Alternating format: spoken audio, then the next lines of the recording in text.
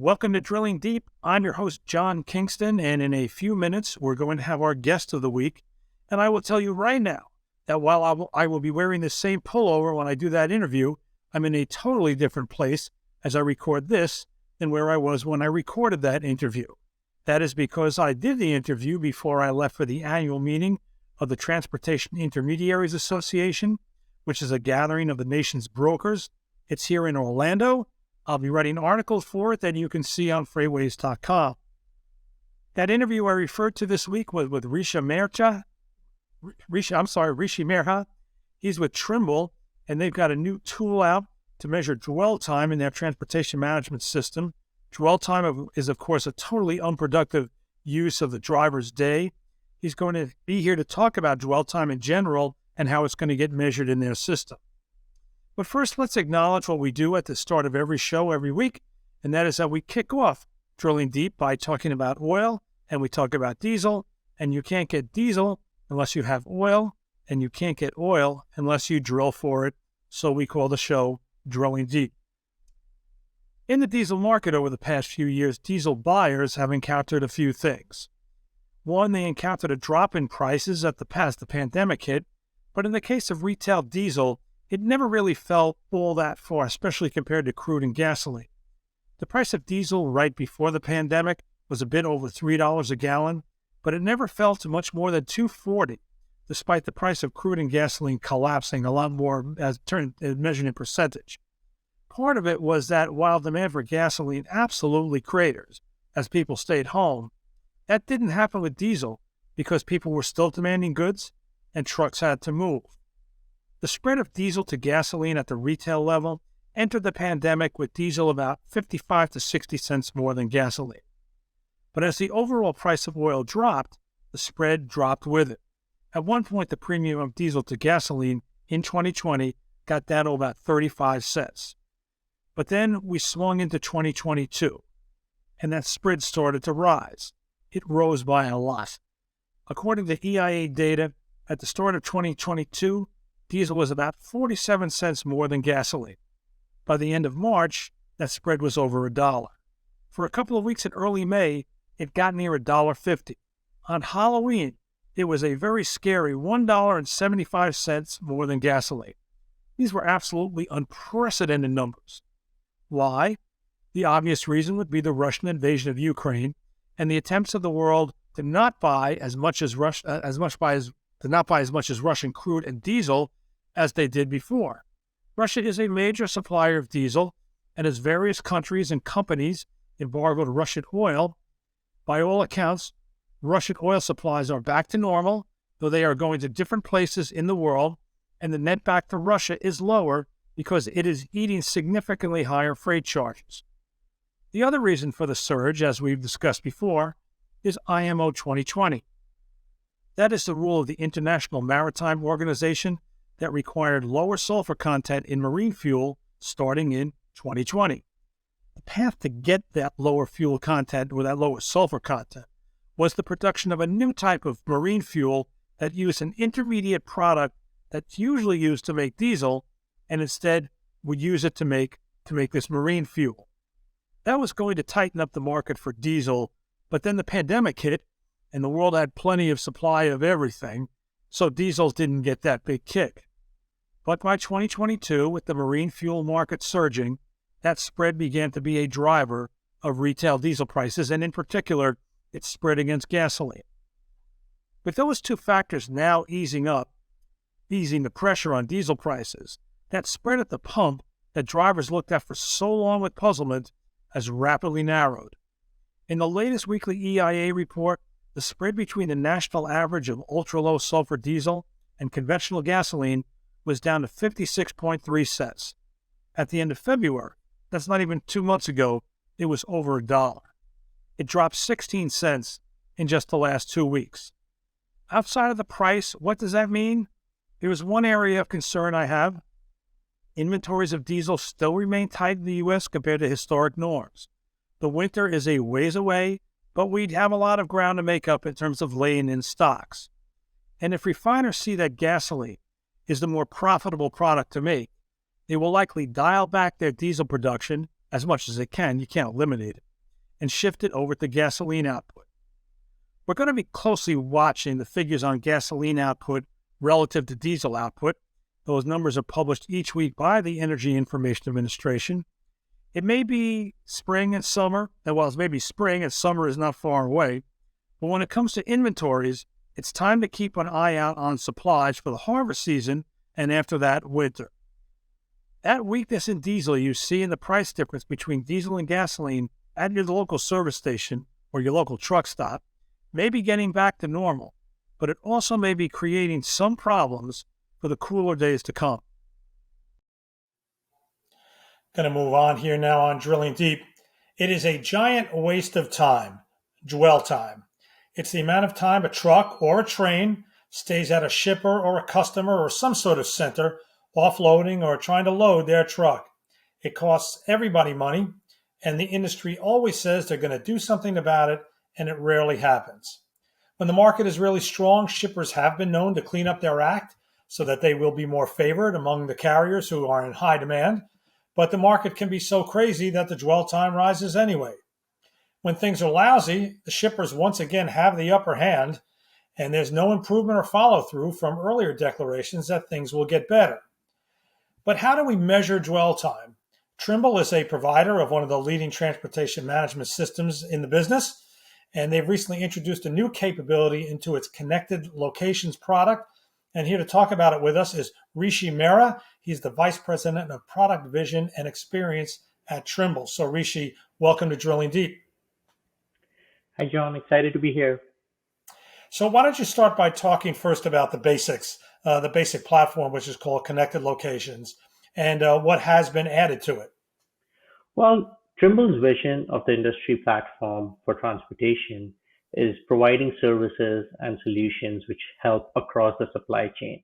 And connected locations is one such thing, where within the Trimble transportation ecosystem, we manage to use our GIS resources. We have coded close to 4.7 million different commercial locations and 2.7 million precise polygons, not circular geofences. So those form the foundation of our connected locations platform, and that addresses multiple issues in the industry. I know you touched upon the dwell time, but just the standardization of what does Walmart in Bentonville, Maine, which location are we referencing? The master data management of it also gets addressed by having the right location identification across the industry so that we can all use the same shortcode and we can transact business using that same shortcode. Just like the way we have the PC miler mileage, the location ID can become a standard.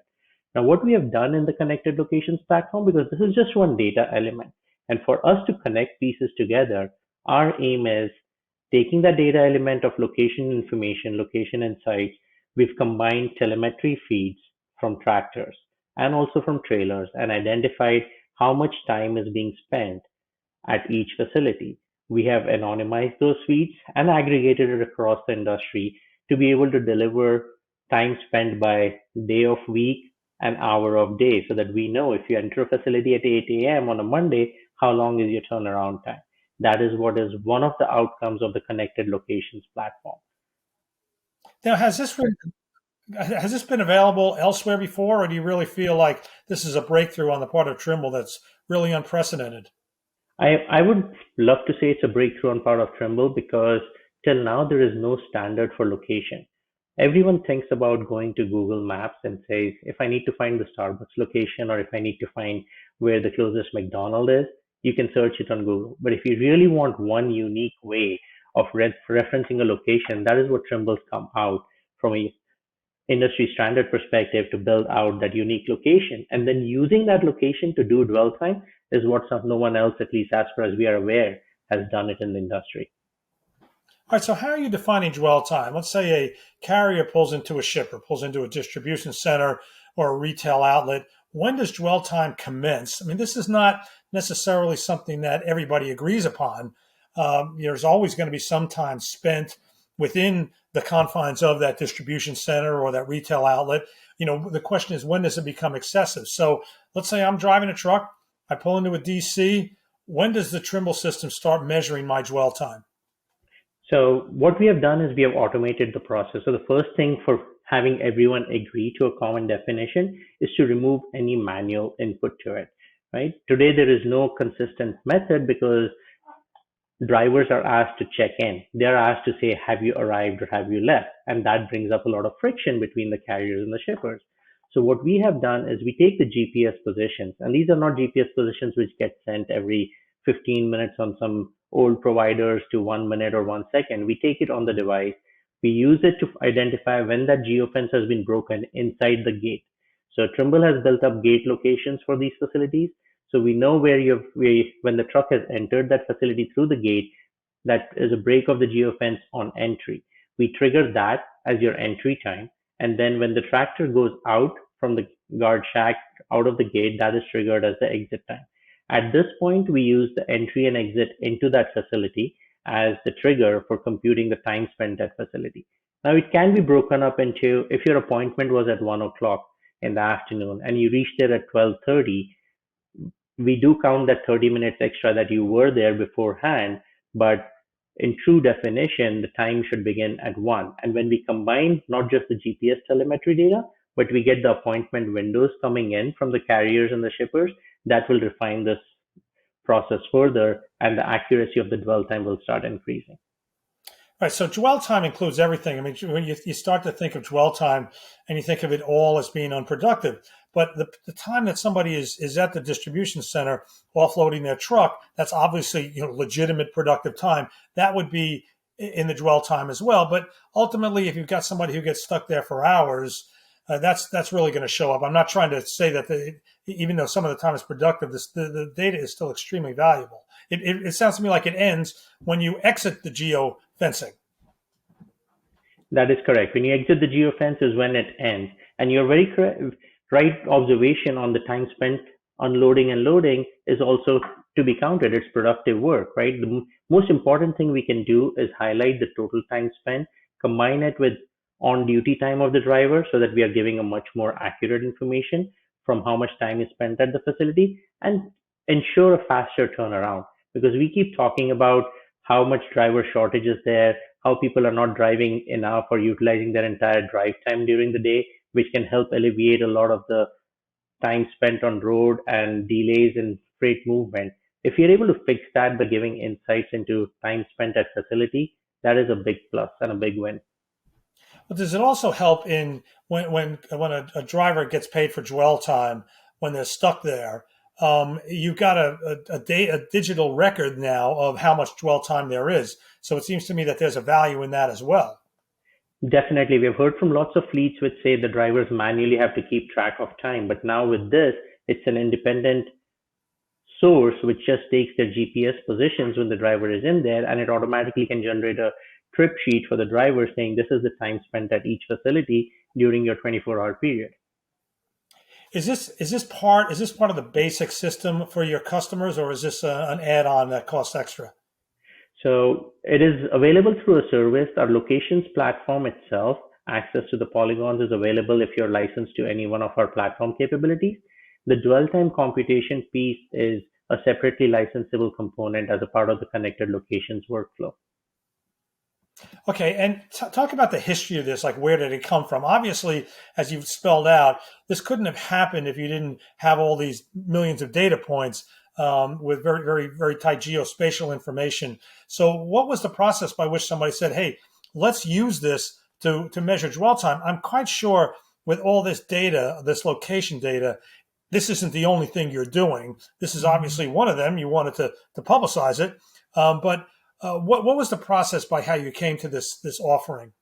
I think the process first started, we have had a view of helping overall in the movement of freight. And when we were talking to drivers who are the biggest component in freight movement, they were identifying various issues for us. One is unique definition of the location. The next was telling them at that location itself, where is their truck specific entrance? Because a lot of times you would get information around where the employees go for the warehouse or for the facility. Those car parking locations are very different. And if you miss a turn and you're at the wrong road, it can be an onerous drive and the largest cause for accidents in that final mile, where drivers have to turn around or take a different route and come back to the truck entrance. So it started a few years back, right around this notion of we want to standardize the location information. We want to help the drivers know where they're headed, how they're supposed to get there, and guide them to the right piece of right truck gate using our navigation solutions. That then evolved into as the whole electronic logging mandate came about, our customers started telling us drivers don't know where to stop, they're stopping too early. Now, if you combine the location data and GPS telemetry, we also have not only coded the shipper facilities and the warehouses, but we also have the truck stops and the rest areas and the way stations coded. So if you combine and aggregate all the information across the industry, you can give a true predictor of how many parking spots are available. And then if you use our platform, we can tell you what is the likelihood of you getting to that location. So that was the first instance when we said we need to find out how many parking spots are available, how do we get there. But as you know, there are parking spots which are marked, and then there are unmarked parking spots. As we were going through that journey, a lot of our carrier customers started approaching us to challenge us with saying, can you also help us with turnaround times at facilities? Tell us where our drivers are stopping. And that brought about the building of the geofencing service, through which now we also compute the average dwell time at each location. Now, a customer who's using it, what kind of format do they get? Do they get like a monthly report, a weekly report that says, the average truck had this much dwell time at this location, or maybe you can have the report like on a truck by truck basis. That could also show that maybe that's some drivers who aren't really efficient and organized at the distribution center. It's not all on the customer. So how many different kind of ways can you use this data?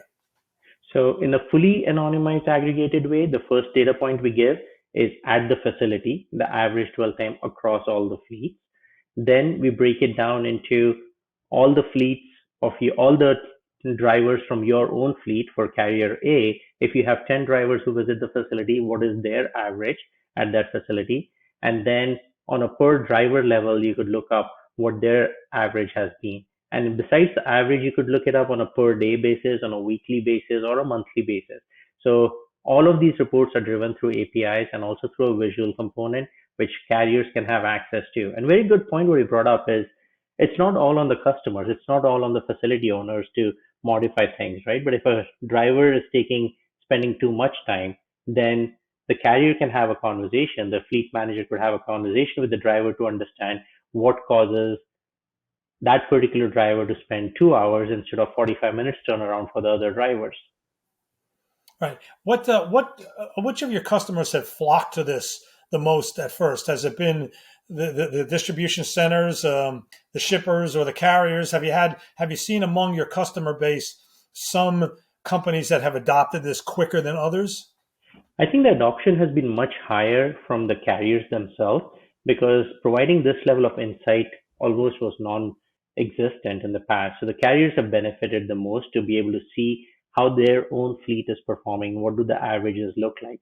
They've started using this to identify within their network which are those locations where their drivers end up spending a lot more time, which has enabled discussion with the shippers.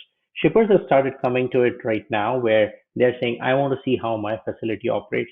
How can I use this information to potentially better staff my warehouse to turn around these trucks at a much faster pace?